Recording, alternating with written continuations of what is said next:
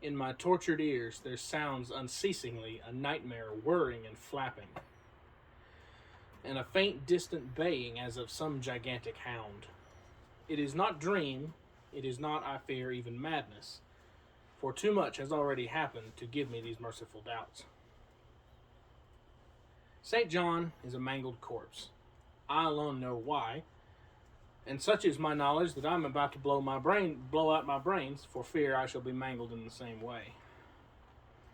Down unlit and illimitable corridors of eldritch fantasy sweeps the black, shapeless nemesis that drives me to self-annihilation. May heaven forgive the folly and morbidity which led us both to so monstrous a fate. Wearied with the commonplaces of a prosaic world, where even the joys of romance and adventures soon grow stale, St. John and I had followed enthusiastically every aesthetic and intellectual movement which promised respite from our devastating ennui. The enigmas of the symbolists and the ecstasies of the pre-Raphaelites, all were ours in their time, but each new mood was drained too soon of its diverting novelty and appeal. Only the somber philosophy of the decadents could help us, and this we found potent only by increasing gradually the depth and diabolism of our penetrations. Baudelaire and Huysmans were soon exhausted of thrills, till finally there remained for us only the more direct stimuli of unnatural personal experiences and adventures. It was this frightful emotional need which led us eventually to that detestable course which, even in my present fear, I mention with shame and timidity.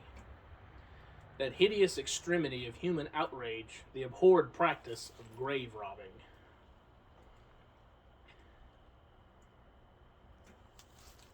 I cannot reveal the details of our shocking expedition, or catalog even partly the worst of the trophies adorning the nameless museum in which we jointly dwelt, alone and servantless.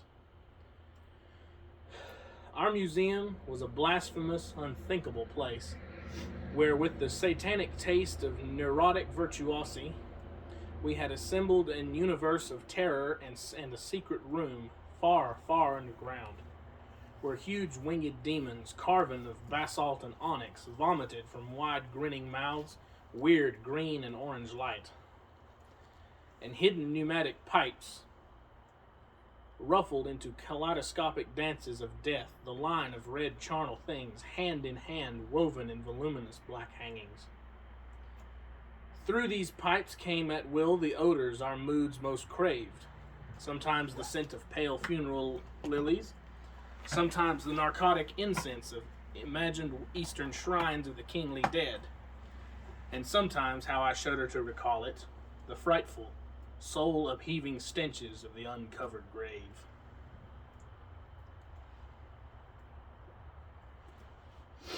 Around the walls of this repellent chamber were cases of antique mummies, alternating with comely, lifelike bodies perfectly stuffed and cured by the taxidermist's art, and with headstones snatched from the oldest churchyards of the world. Niches here and there contained skulls of all shapes, and heads preserved in various stages of dissolution. There one might find the rotting bald pates of famous noblemen, and the flesh and radiantly golden heads of new buried children. Statues and painting there were, all of fiendish subjects, and some executed by St. John and myself. A locked portfolio bound in tanned human skin held certain unknown and unnameable drawings, which it was rumored Goya had perpetrated but dared not acknowledge. There were nauseous musical instruments, stringed, brass, woodwinds, on which St. John and I sometimes produced dissonances of exquisite morbidity and cacodemoniacal ghastliness. Whilst in a multitude of inlaid ebony cabinets reposed the most incredible and unimaginable variety of tomb loot ever assembled by human madness and perversity. It is of this loot in particular that I must not speak. Thank God I had the courage to destroy it long before I thought of destroying myself. The predatory excursions on which we collected our unmentionable treasures were always artistically memorable events. We were no vulgar ghouls, but worked only under certain conditions of mood, landscape, environment, weather, season, and moonlight. These pastimes were to us the most exquisite form of aesthetic expression, and we gave our details a fastidious technical care.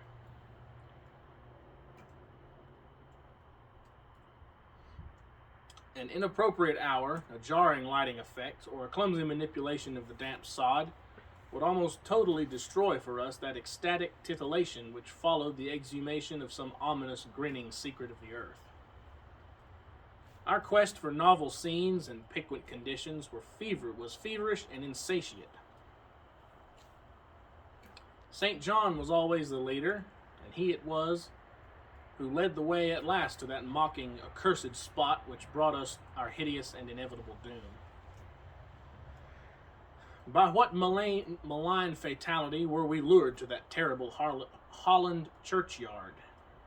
I think it was the dark rumor and legendary, the tales of one buried for 5 centuries, who had himself been a ghoul in his time and had stolen a potent thing from a mighty sepulchre. I can recall the scene in these final moments, the pale autumnal moon over the graves, casting long, horrible shadows. The grotesque trees, drooping sullenly to meet the neglected grass and the crumbling slabs. The vast legions of strangely colossal bats that flew against the moon. The antique ivied church pointing a huge spectral finger at the livid sky. The phosphorescent insects that danced like death fires under the yews in a distant corner. The odors of mold, vegetation, and less explicable things that mingled feebly with the night wind from over far swamps and seas. And worst of all, the faint, deep-toned baying of some gigantic hound, which we could neither see nor definitely place. As we heard this suggestion of baying, we shuddered, remembering the tales of the peasantry. For he whom we sought had centuries before been found in this selfsame spot, torn and mangled by the claws and teeth of some unspeakable beast. I remember how we delved in the ghoul's grave with our spades, and how we thrilled at the picture of ourselves, the grave, the pale watching moon, the horrible shadows, the grotesque trees, the titanic bats, the antique church, the dancing death fires, the sickening odors, the gently moaning night wind, and the strange, half-heard, directionless baying of whose objective existence we could scarcely be sure. Then we struck a substance harder than the damp mold, and beheld a rotting, oblong box crusted with mineral deposits from the long undisturbed ground. It was incredibly tough and thick, but so old that we finally pried it open and feasted our eyes on what it held. Much, amazingly much, was left of the object despite the lapse of 500 years. The skeleton, though crushed in places by the jaws of the thing that had killed it, held together with surprising firmness, and we gloated over the clean white skull and its long, firm teeth and its eyeless sockets that once had glowed with a charnel fever like our own. In the coffin lay an amulet of curious and exotic design, which had apparently been worn around the sleeper's neck. It was the oddly conventionalized figure of a crouching winged hound or sphinx with a semi-canine face, and was exquisitely carved in antique oriental fashion from a small piece of green jade. The expression of its features was repellent in the extreme, savoring at once of death, bestiality, and malevolence. Around the base was an inscription in characters which neither St. John nor I could identify. And on the bottom, like a maker's seal, was graven a grotesque and formidable skull. Immediately upon beholding this amulet, we knew that we must possess it, that this treasure alone was our logical pelf from the centuried grave. Even had its outlines been unfamiliar, we would have desired it. But as we looked more closely, we saw that it was not wholly unfamiliar. Alien it indeed was to all art and literature which sane and balanced readers know, but we recognized it as the thing hinted of in the forbidden Necronomicon of the mad Arab Abdul al-Hazred. the ghastly soul symbol of the corpse-eating cult of inaccessible Leng in Central Asia. All too well did we trace the sinister lineaments described by the old Arab demonologist. Lineaments, he wrote, drawn from some obscure supernatural manifestation of the souls of those who vexed and gnawed at the dead. Seizing the green jade object, we gave a last glance at the bleached and cavern-eyed face of its owner, and closed up the grave as we found it. As we hastened from the abhorrent spot, the stolen amulet in St. John's pocket, we thought we saw the bats descend in a body to the earth we had so lately rifled, as if seeking for some cursed and unholy nourishment. But the autumn moon shone weak and pale, and we could not be sure.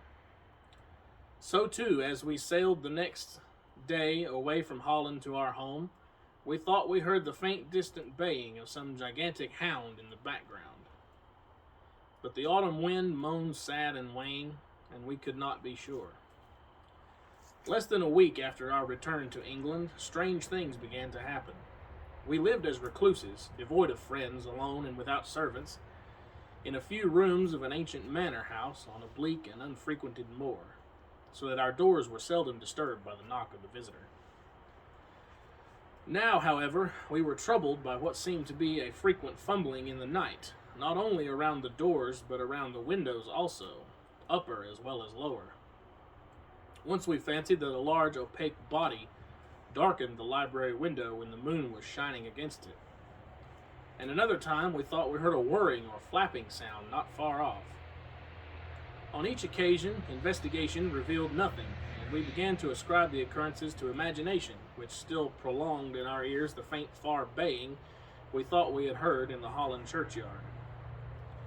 The jade amulet now reposed in a niche in our museum, and sometimes we burned a strangely scented candle before it. We read much in Alhazred's Necronomicon about its properties, and about the relation of ghost souls to the objects it symbolized, and were disturbed by what we read. Then terror came. On the night of September 24, 19 redacted, I heard a knock at my chamber door. Fancying it St. John's, I bade the knocker enter, but was answered only by a shrill laugh. There was no one in the corridor. When I aroused St. John from his sleep, he professed entire ignorance of the event and became as worried as I.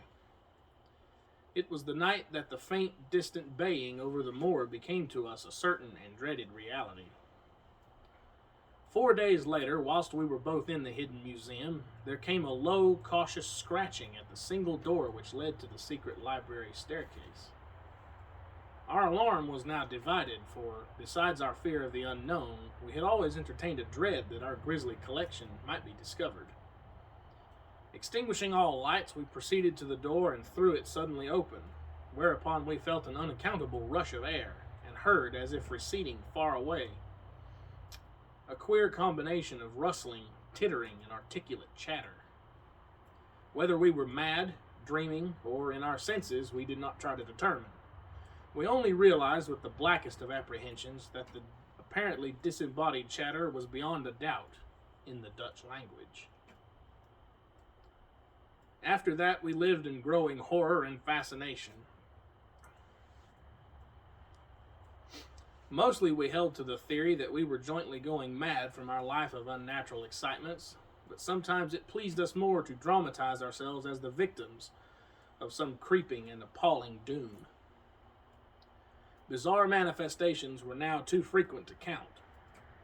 Our lonely house was seemingly alive with the presence of some malign being whose nature we could not guess. And every night that demoniac baying rolled over the windswept moor, always louder and louder. On October 29, we found in the soft earth underneath the library window a series of footprints utterly impossible to describe. They were as baffling as the hordes of great bats which haunted the old manor house in unprecedented and increasing numbers. The horror reached a culmination on November 18, when St. John, walking home after dark from the dismal railway station, was seized by some frightful carnivorous thing and torn to ribbons. His screams had reached the house, and I had hastened to the terrible scene in time to hear a whir of wings and see a vague black cloudy thing silhouetted against the rising moon. My friend was dying when I spoke to him, and he could not answer coherently. All he could do was to whisper, "The amulet, that damned thing." Then he collapsed, an inert mass of mangled flesh. I buried him the next midnight in one of our neglected gardens and mumbled over his body one of the devilish rituals he had loved in life. And as I pronounced the last demoniac sentence, I heard afar on the moor the faint baying of some gigantic hound. The moon was up, but I dared not look at it, and when I saw on the dim-lighted moor a wide, nebulous shadow sweeping from mound to mound, I shut my eyes and threw myself face down upon the ground. When I arose, trembling I know not how much later, I staggered into the house and made shocking obeisances before the enshrined amulet of green jade. Being now afraid to live alone in the ancient house on the moor, I departed on the following day for London, taking with me the amulet after destroying by fire and burial the rest of the impious collection from the museum. But after 3 nights I heard the baying again, and before a week was over felt strange eyes upon me whenever it was dark. One evening, as I strolled on Victoria Embankment for some needed air, I saw a black shape obscure one of the reflections of the lamps in the water. A wind, stronger than the night wind, rushed by, and I knew that what had befallen St. John must soon befall me. The next day I carefully wrapped the green jade amulet and sailed for Holland. What mercy I might gain by returning the thing to its silent sleeping owner I knew not, but I felt that I must try any step conceivably logical. What the hound was and why it had pursued me were questions still vague, but I had first heard the baying in that ancient churchyard, and every subsequent event, including St. John's dying whisper, had served to connect the curse with the stealing of the amulet. Accordingly, I sank into the nethermost abysses of despair when, at an inn in Rotterdam, I discovered that thieves had despoiled me of this sole means of salvation. The baying was loud that evening, and in the morning I read of a nameless deed in the vilest quarter of the city. The rabble were in terror, for upon an evil tenement had fallen a red death beyond the foulest previous crime of the neighborhood. In a squalid thieves' den, an entire family had been torn to shreds by an unknown thing which left no trace, and those around had heard all night a faint, deep, insistent note as of a gigantic hound. So at last I stood again in the unwholesome churchyard, where a pale winter moon cast hideous shadows, and leafless trees drooped sullenly to meet the withered, frosty grass and cracking slabs, and the ivied church pointed a jeering finger at the unfriendly sky, and the night wind howled maniacally from over frozen swamps and frigid seas. The baying was very faint now, and it ceased altogether as I approached the ancient grave I had once violated, and frightened away an abnormally large horde of bats which had been hovering curiously around it. I know not why I went thither unless to pray or gibber out insane pleas and apologies to the calm white thing that lay within. But whatever my reason, I attacked the half-frozen sod with a desperation partly mine and partly that of a dominating will outside myself. Excavation was much easier than I expected, though at one point I encountered a queer interruption when a lean vulture darted down out of the cold sky and pecked frantically at the grave earth, until I killed him with a blow of my spade. Finally, I reached the rotting oblong box and removed the damp nitrous cover. This is the last rational act I ever performed. For crouched within that centuried coffin, embraced by a close-packed nightmare retinue of huge, sinewy, sleeping bats, was the bony thing my friend and I had robbed, not clean and placid as we had seen it then, but covered with caked blood and shreds of alien flesh and hair, and leering sentiently at me with phosphorescent sockets and sharp and sanguine fangs yawning twistedly in mockery of my inevitable doom. And when it gave from those grinning jaws a deep sardonic bay as of some gigantic hound, and I saw that it held in its gory, filthy claw the lost and fateful amulet of green jade, I merely screamed and ran away idiotically, my scream soon dissolving into peals of hysterical laughter. Madness rides the star wind, claws and teeth sharpened on centuries of corpses, dripping death astride a bacchanal of bats from nigh black ruins of buried temples of Belial.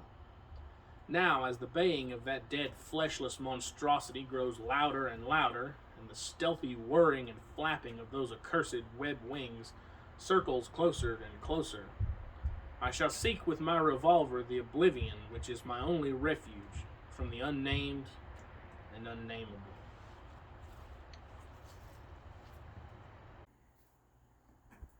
Well, if you've made it to the end of the video, I'd like to thank you for watching. I hope you enjoyed that story. It's certainly can be a terrifying classic tale. I really enjoyed that. If you like this kind of content, this old gothic poetry and pipe reviews and tobacco reviews, stay tuned for more. I will definitely be posting more videos in the future. And happy Halloween.